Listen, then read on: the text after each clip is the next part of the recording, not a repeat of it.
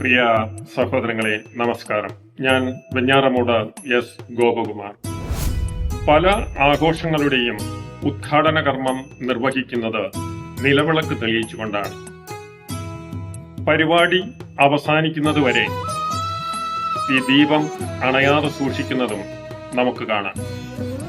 എന്താണ് ഇതിന്റെ ലക്ഷ്യം? ഒരു യോഗം നടക്കുമ്പോൾ വേദിയിലും സദസ്സിലും നിരവധി ആൾക്കാരാണ് ഉണ്ടാവുക. ഇവർ ഏതെങ്കിലും രോഗത്തിന് അടിമപ്പെട്ടവരാണോ അല്ലയോ എന്ന് നമുക്ക് മനസ്സിലാക്കാൻ വളരെ പ്രയാസമായിരിക്കും. അവർ ശ്വാസോച്ഛ്വാസം ചെയ്യുന്നത് വഴി അന്തരീക്ഷം വേഗം മലിനമായിത്തീരുന്നു. അതായത് അന്തരീക്ഷത്തില് കൂടുതൽ വിഷാംശം നിറയുന്നു. വിളക്ക് തെളിയിക്കുമ്പോൾ വേദിയിലുള്ളവരെല്ലാം വിളക്കിന്റെ സമീപത്തേക്ക് വന്നു ചേരുന്നത് കാണാം. വിളക്കിന്റെ പ്രത്യേകത എന്താണ് എന്ന് നമുക്ക് മനസ്സിലാക്കാം. വിളക്ക് നിർമ്മിക്കാൻ ഉപയോഗിക്കുന്നത് പിച്ചളയും ഓടും ചേർത്താണ്. പിച്ചള അഥവാ ബ്രാസ്, ഓട് അഥവാ ബ്രോൺസ്. പിച്ചളയിൽ അടങ്ങിയിരിക്കുന്ന ഏറ്റവും പ്രധാന മൂലകം എന്ന് പറയുന്നത് ചെമ്പാണ് അഥവാ കോപ്പർ. കോപ്പറിൽ നാഗം ചേർക്കുമ്പോഴാണ് അത് പിച്ചളയായി മാറുന്നത്. ഈ പിച്ചളയിൽ മറ്റ് ചില മിശ്രിതങ്ങളൂടി ചേർത്താണ് ബ്രോൺസ് അഥവാ ഓട് നിർമ്മിക്കുന്നത്. അതായത് വെളുത്തീയം അഥവാ ടിന്ന്, വെള്ളി അഥവാ സിൽവർ, സ്വർണം അഥവാ ഗോൾഡ് ഇവയോട് ചേർക്കുമ്പോഴാണ് ഓടാവുന്നത്. ഈ ഓടും പിച്ചളയും കൂടി ചേർത്താണ് വിളക്ക് നിർമ്മിക്കുന്നത്. ഈ വിളക്കുകളുടെ പ്രത്യേകത അനുസരിച്ച് ലോഹങ്ങളുടെ തോതിന്, ലോഹമിശ്രിതങ്ങളുടെ തോതിന് വ്യത്യാസം വരും എന്ന് മാത്രമേ ഉള്ളൂ.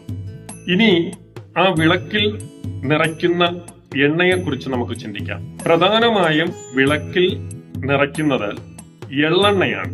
എള്ളെണ്ണയുടെ പ്രത്യേകത എന്ന് പറയുന്നത് ശുദ്ധമായ എള്ളെണ്ണയിൽ ധാരാളം ഇരുമ്പിന്റെ അംശം അടങ്ങിയിട്ടുണ്ട്. കേരളത്തിൽ ഏറ്റവും കൂടുതൽ ദൗർലഭ്യമായി കണ്ടുവരുന്ന ലോഹമാണ് ഇരുമ്പ്. നമ്മുടെ ശരീരത്തിൽ ഇരുമ്പിന്റെ അംശം കുറയുമ്പോഴാണ് വിളർച്ച അഥവാ അനീമിയ എന്ന് പറയുന്ന രോഗം ഉണ്ടാകുന്നത്. ഈ നിലവിളക്കിൽ എള്ളെണ്ണ ഒഴിച്ച് ദീപം തെളിയിക്കുന്നത് വഴി ലോഹമിശ്രിതങ്ങളുടെ സങ്കരമായ നിലവിളക്കും ഈ എണ്ണയും ഈ ദീപത്താൽ ചൂട് പിടിക്കുമ്പോൾ ഈ വിളക്കിൽ നിന്നും ഇരുമ്പിന്റെ ഒരു കാന്തിക ഊർജം, ഒരു കാന്തിക പ്രവാഹം ചുറ്റും വ്യാപിക്കുന്നു. ഈ വിളക്കിന്റെ ദീപവലയത്തിൽ പെടുന്ന എല്ലാ പ്രദേശങ്ങളും ശുദ്ധീകരിക്കപ്പെടും. രോഗാണുക്കളെല്ലാം നശിക്കപ്പെടും.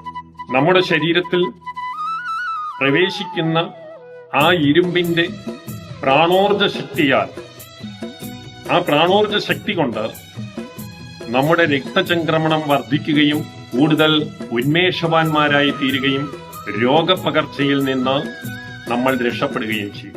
ഈ തത്വം മനസ്സിലാക്കിക്കൊണ്ടാണ് ആയിരക്കണക്കിന് വർഷങ്ങൾക്ക് മുമ്പ് തന്നെ മനുഷ്യർ കൂടുന്ന പ്രധാന ചടങ്ങിന്റെ ഉദ്ഘാടന കർമ്മം നിലവിളക്ക് തെളിയിച്ചുകൊണ്ട് നടത്തുന്നത്. മറ്റൊരു വിശേഷവുമായി അടുത്തതിൽ, അതുവരേക്കും നന്ദി, നമസ്കാരം.